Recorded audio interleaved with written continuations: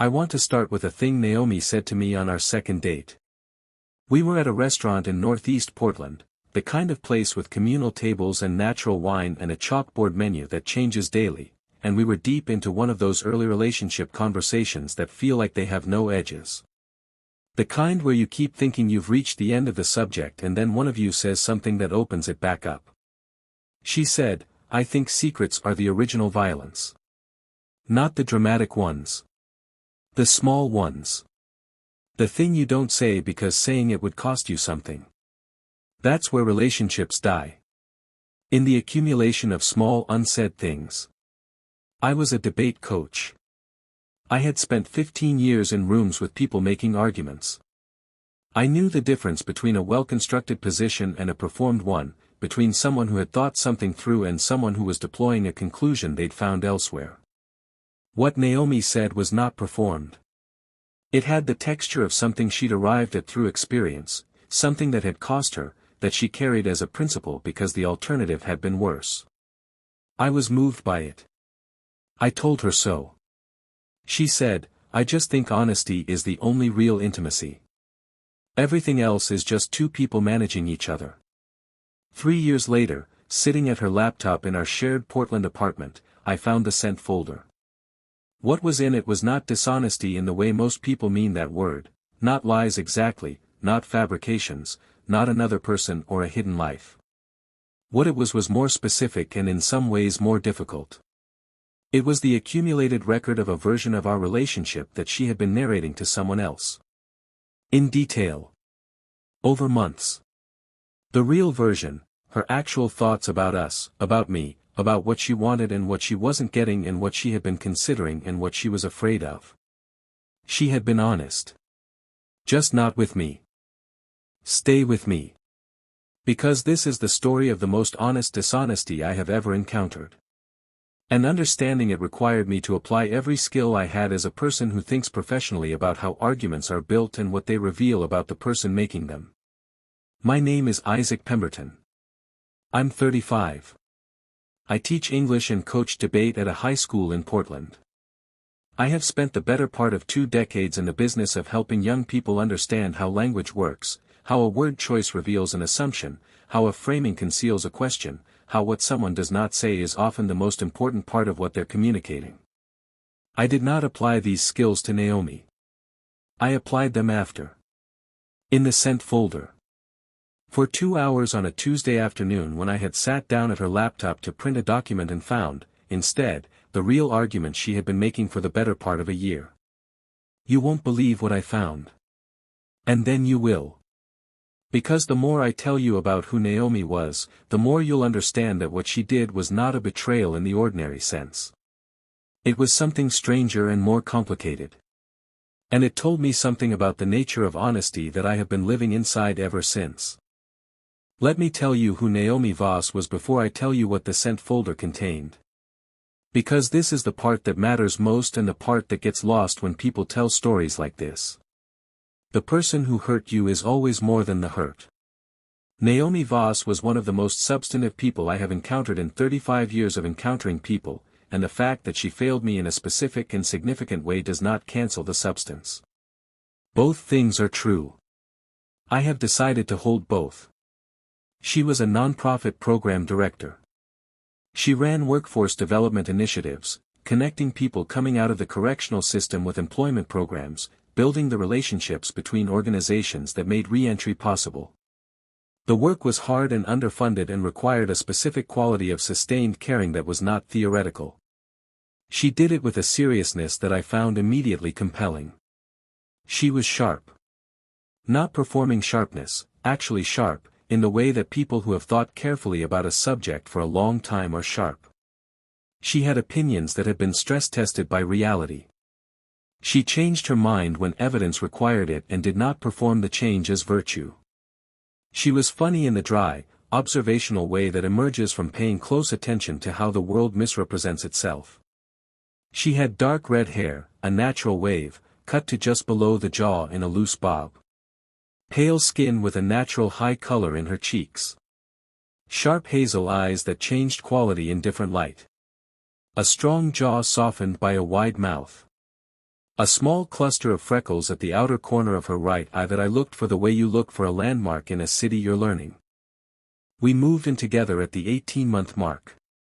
The decision felt organic and well-reasoned, which is the best kind of domestic decision, not impulsive, not delayed past the point of meaning, but arrived at through a shared recognition that we were already living as if we were in the same space and the logistics should reflect the reality.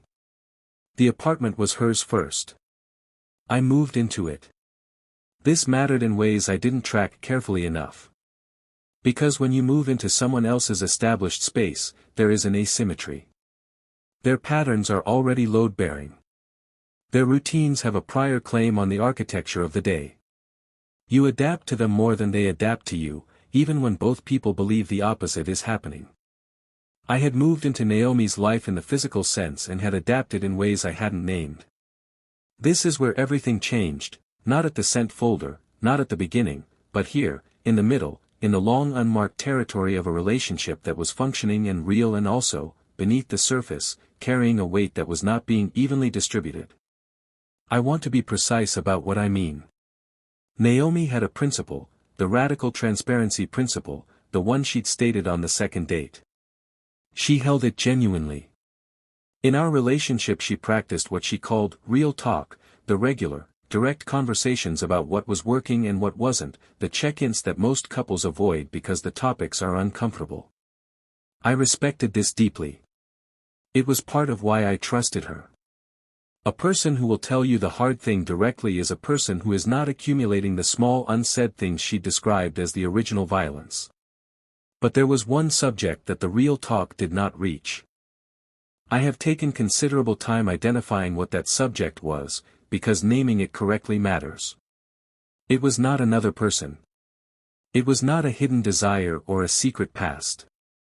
It was something more internal and more difficult, it was her uncertainty about us. About whether what we had was what she needed long-term. About whether the life we were building together was the specific life she wanted, or a very good life that was nevertheless not quite the right shape. She had been carrying this uncertainty for approximately the last year of our 3-year relationship. I know this because the emails told me. And the emails told me because she had been sending them, long, detailed, carefully thought through emails, to her closest friend, a woman named Dara who lived in Boston and who had known Naomi since college. She had been honest with Dara about everything she had not said to me. You won't believe what I felt when I understood this, not because it was dramatic but because it was so specifically ironic.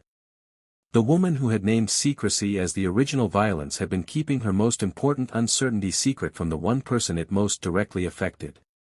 Stay with me. Because what I found in those emails was not simple and I want to give it its full complexity. It deserves that. The sent folder had 43 emails to Dara. I did not read all of them. I want to be honest about that. I read the most recent 6, sent over the previous 4 months, and then I stopped. Not because the rest would have been more damaging but because 6 was enough to understand the full picture, and continuing past understanding felt like something other than a search for truth. I am telling you what was in those 6 emails not to expose Naomi but because what she wrote illuminates something about how people manage their interior lives inside relationships that I think is worth understanding. She was not a villain in those emails. She was a person thinking out loud about something she did not know how to say. The first email, sent 4 months ago, was about a conversation we had not had. She described, in detail, a conversation she had wanted to initiate with me, about the future, about children specifically, about whether we were aligned on the question, that she had been carrying internally for several months without raising with me. She wrote that she was afraid of the answer. She wrote that she thought I probably wanted children in a general way but that she was becoming less certain she did and she didn't know how to open that without it feeling like she was introducing a crisis. I read this and sat with the specific feeling of a person learning that the conversation they have been patient about having, believing it would arrive when both people were ready, was not, in fact, coming. Because one of the people was having it privately, elsewhere, and marking the time. The second email, 3 months ago, was about me specifically. Not a character assassination, I want to be clear about that. It was a portrait, careful and in some respects generous, of what she saw when she looked at me. My qualities as a partner. My limitations. The ways in which I was good for her and the ways in which I was not quite what she needed. She wrote, "He is the best person I have been with, and I don't know if best is enough if it's not right. He is the best person I have been with, and I don't know if best is enough if it's not right." I read that sentence approximately 8 times. This is where everything changed. Not because the sentence was cruel, it wasn't. It was honest. The most honest thing she had said about us in the time I'd known her. It was honest, and it was in an email to her college friend in Boston, and it was not something she had ever brought to me in any of the real talks we had practiced as a principle of our relationship. The third email was logistical. She described a conversation she had had with a former colleague about a job opportunity in Boston, a program director role at a larger organization. She wrote that she had not told me about the conversation. She wrote that she was not sure she would take it even if it was offered, but that she had wanted to know it existed. She wrote, "I didn't tell Isaac because telling him makes it real, and I'm not ready to make it real yet. Stay with me, because I know what this sounds like and I want to be careful." Because she was not lying about a job offer. She was not sneaking around. She was a person who had a conversation about a professional possibility and had not disclosed it to her partner because disclosing it would have required disclosing the uncertainty underneath it. And disclosing the uncertainty underneath it would have required having the conversation she had been building the case for in those emails for 4 months. She was not withholding the job. She was withholding the question that the job was sitting on top of. The fourth email was the hardest one to read. She wrote about a version of her life that did not include me. Not with longing, not as a fantasy she was pursuing. As a thought experiment. A thing she had allowed herself to imagine, carefully, in the way that people who are serious about their choices make space for the alternatives before committing. She described living alone in a new city. The quiet.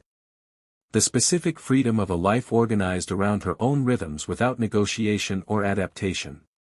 And then she wrote, "And then I think about coming home to Isaac and I still feel like I don't want to be without that either."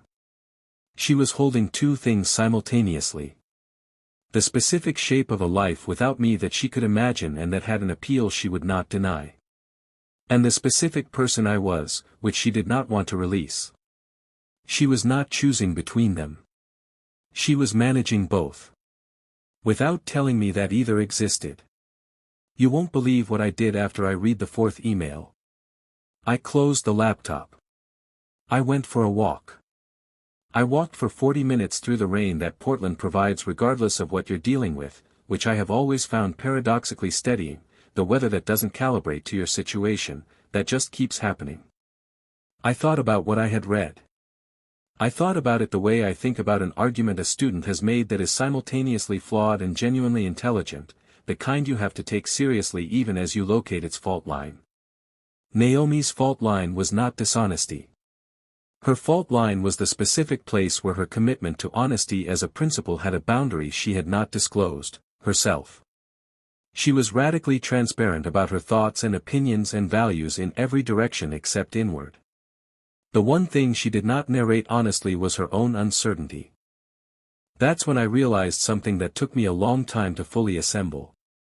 The radical transparency she had described on the second date, secrets as the original violence, was a principle she applied to other people's behavior.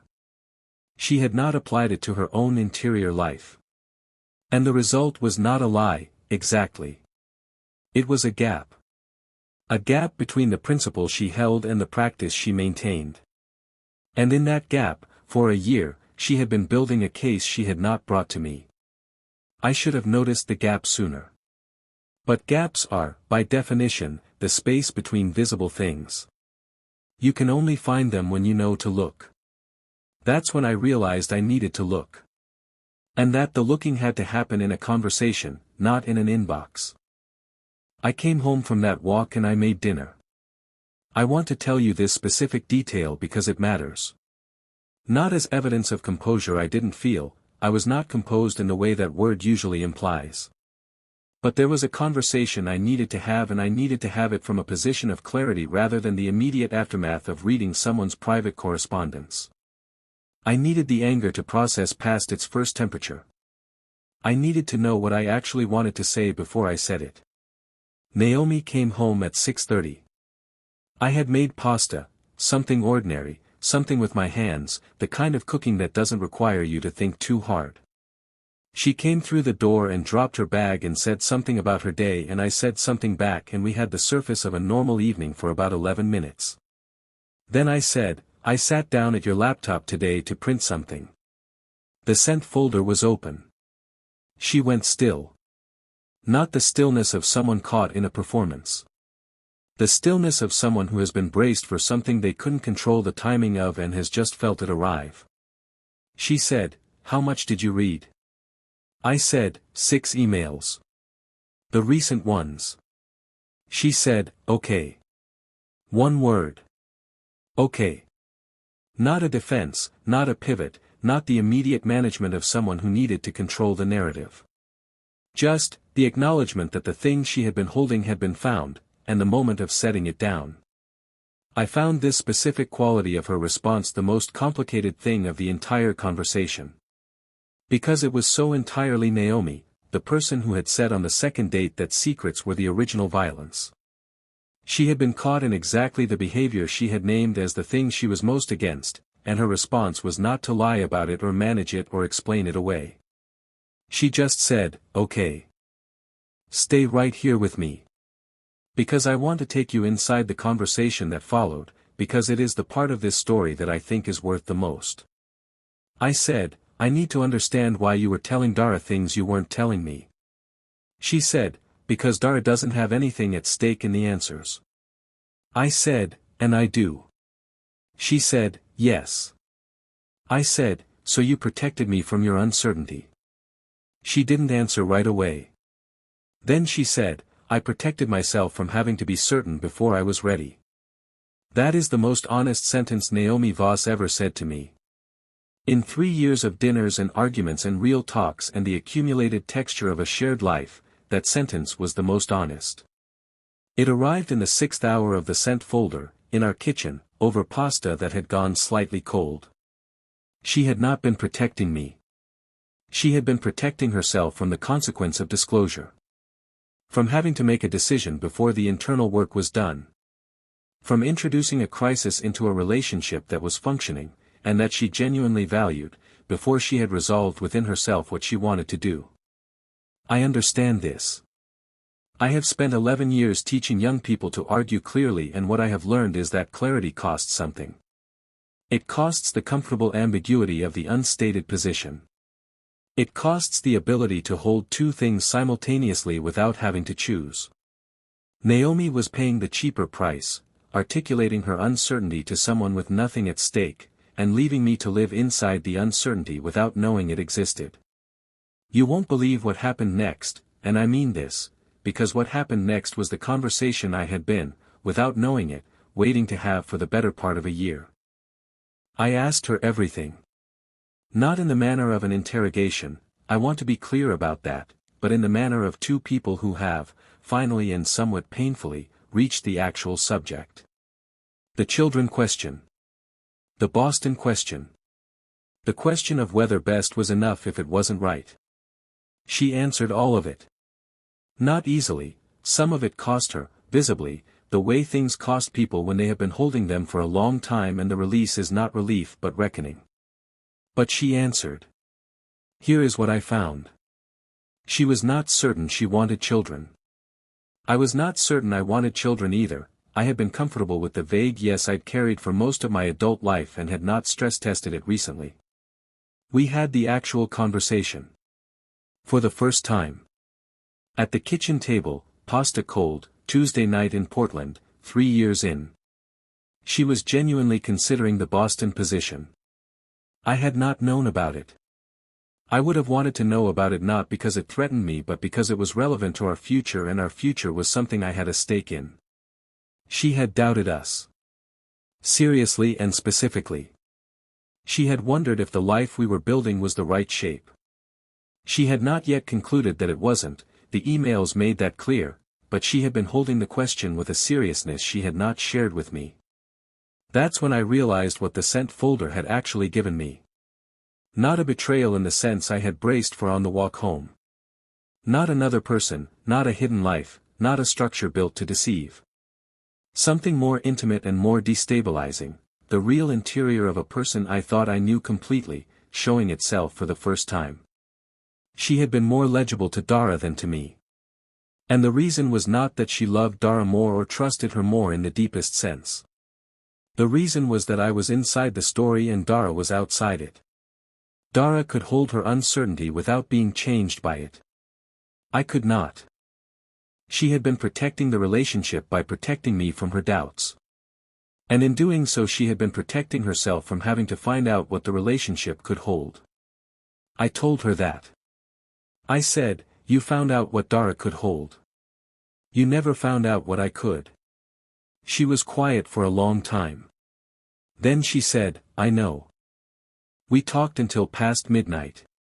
What came out of that conversation, not immediately, not as a tidy conclusion, but as the thing that remained after everything else had been said, was not what I expected to find. I had expected to find the end of the relationship. I had been walking toward that assumption since I closed the laptop. The sent folder, the uncertainty, the Boston possibility, the year of managed disclosure, these things had assembled in my mind, on the 40-minute walk in the rain, into the shape of something finished. What I found instead was that the conversation was the thing the relationship had been missing. And the missing of it had been causing the damage I had been attributing to other things. The distance I had felt in certain stretches of the previous year, the specific quality of Naomi being present but not quite all the way there, was not, as I had variously attributed it, the natural rhythm of a long-term relationship or the pressure of her demanding work. It was the weight of the unsaid things. It was the energy required to hold the uncertainty while also showing up inside the relationship that the uncertainty was about. She was exhausted. I had not known she was exhausted because she had not told me what she was carrying. And I had not asked precisely enough because I had trusted the real talk principle to surface what mattered, without understanding that the principle had a limit she had not disclosed.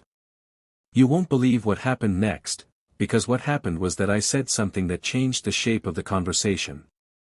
I said, "I want to tell you what I've been not saying." She looked at me. I said, "I've been afraid that you would leave. Not for a specific reason, just afraid, in the way that people who have had people leave before are afraid.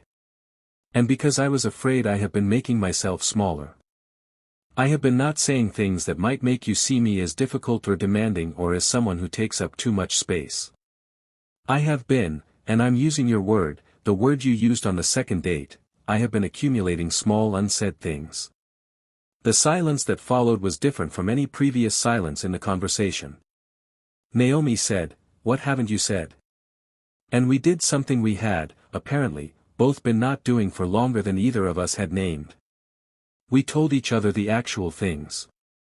Not as therapy exercise, not as a structured check-in, but as two people who had accidentally found the door to the real conversation and were walking through it because there was no longer any reason not to. I had more than I expected. She had heard me, for the past year, as someone who was more settled and certain than I actually was. She had, in part, managed her uncertainty away from me because she believed I would be destabilized by it, not because she thought I was fragile but because my presentation of certainty had left no visible space for her doubt. I had made myself certain in ways that were not entirely true. She had found that certainty insufficient and had gone elsewhere with the thing it couldn't hold. We had, between us, built a relationship that was very good at functioning and not quite good enough at failing. At being uncertain together. At saying the incomplete thing before it was fully formed. That's when I realized something I have since tried to teach in a different context, in the classroom, in the debate room, with students who are learning to argue. The most dangerous position is the one that has no counterargument available. Not because it's wrong. Because it appears so right that challenge feels disrespectful. Naomi's radical transparency had been that position. It had appeared so thoroughly virtuous that I had never pressed it. Had never asked, what are the edges of this? Where does the radical transparency stop? What is not subject to its rule? The answer was, herself. Her own interior. The place where uncertainty lived. She had made herself exempt from the principles she held most publicly. And I had never asked why. I should have seen it sooner. I should have pressed the argument the way I teach my students to press the argument that appears most settled, not to win but to find where the ground is actually soft. The ground was soft right at the center of the principle she led with. That is always where to look. She took the Boston position. She told me, 3 weeks after the sent folder conversation, that she had decided to apply. She told me directly, honestly, at the kitchen table, with a clarity that felt different from every previous conversation we'd had, the clarity of someone who has stopped managing. She got the job. She moved to Boston 4 months after the conversation. We did not survive the distance. We tried, for 7 months, and then we had the most honest conversation we had ever had, which was that we had found the real version of ourselves too late in the geography to sustain it. I have not spoken to Naomi in 8 months. I think about the second date sometimes.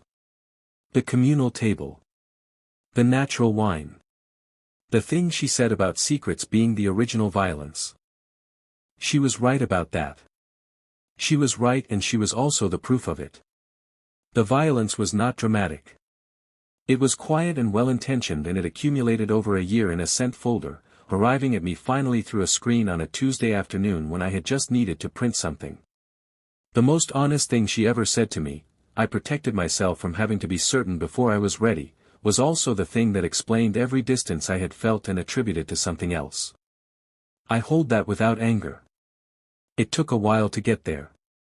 But I hold it. Here is what I want to leave you with. The practical things. The apartment was hers, and when she moved to Boston I moved to a smaller place in southeast Portland, a 1-bedroom above a bookshop on Division Street, which suited me in all the specific ways that places suit people when they are returning to themselves. The commute to the high school was longer. I didn't mind. I needed the walk. I went back to the classroom. My students, who range in age from 14 to 18 and who have not yet learned to smooth over the sharp edges of their questions, asked me at various points in the semester what was different about me. Not in those words. They said things like, "You seem more tired," and, "You seem more real somehow," and one student, a junior named Camille who is the best debater I've coached in 11 years, said, "You're arguing differently. Like you stopped trying to win and started trying to understand." I think Camille is right. I think that is what happened. Here is what I know now that I didn't know at the Northeast Portland restaurant on the second date. Honesty is not a principle. It is a practice, and practices have conditions. They have the easy cases and the hard ones are always the cases that involve the self. It is easy to be honest about your values and your opinions and what you believe is right. It is much harder to be honest about your uncertainty. About the places where you are not sure.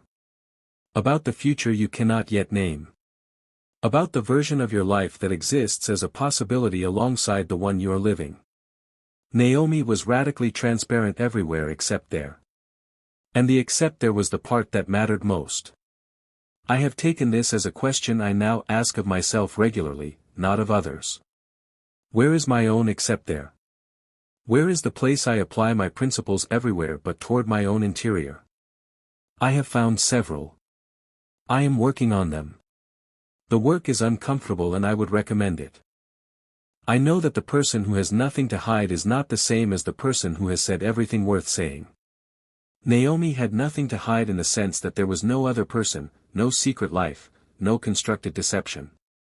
But she had something unsaid. And the unsaid thing, accumulated over a year, produced exactly the effect she had named as the thing she was most against. The small unsaid things. The original violence. Hers. I know that the conversation that the sent folder forced was the most valuable conversation I had in 3 years of that relationship. And the most valuable conversation should not require a sent folder to initiate. It should require only 2 people willing to bring their uncertainty to the table before it has resolved into certainty, because certainty is often too late, and the unformed thing, stated early and honestly, is what a relationship is actually built to hold. I know that I made myself smaller in ways that made her uncertainty harder to share. I was not merely a passive recipient of her management. I had created conditions that made the disclosure feel more costly than it should have been. I am responsible for that. I hold it alongside the rest. And here is the last thing. The thing I have told exactly 2 people before today.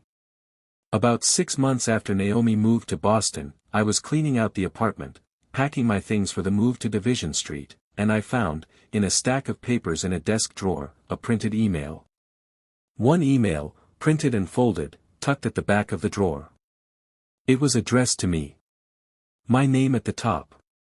Her email address in the from line. It had never been sent. It was dated 8 months ago, 4 months before I found the sent folder, 4 months before any of it surfaced. It was the conversation she had been trying to find the courage to start. All of it. The children question. The Boston question. The uncertainty. The thing she was afraid of and the thing she valued and the question she was carrying alone. She had written it. She had printed it. She had put it in a drawer. She had not sent it. I held that piece of paper for a long time. Then I put it back in the drawer. Then I put the drawer in a box. Then I moved to Division Street and I started again. I am still starting. That is, I think, the correct thing to be doing. If any part of this landed somewhere real, if you've been the person who holds the uncertainty privately, if you've been the person who made themselves smaller, if you found something in a sent folder or a drawer or a conversation that finally said the thing that should have been said months earlier, put it in the comments. I read them and I respond when I can. Hit subscribe if you're not already there. Share this with someone who needs the last 5 minutes of it. There's someone in your life right now who does. I'll be back with another story. Until then, say the incomplete thing. Before it's finished. That's when it matters most.